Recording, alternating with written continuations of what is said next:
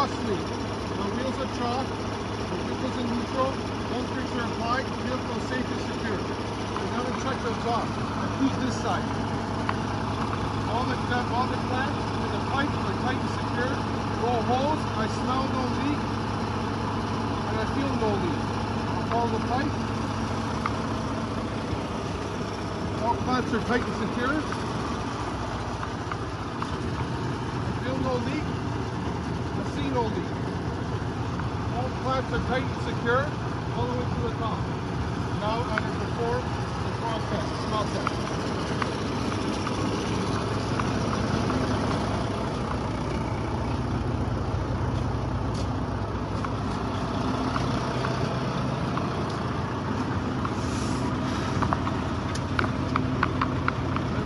Throttle to max.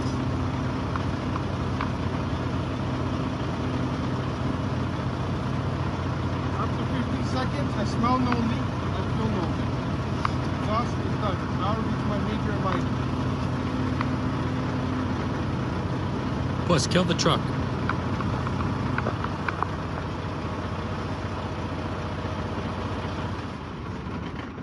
Exhaust system, minor defect, exhaust leak. I write my logbook, I'm okay to drive.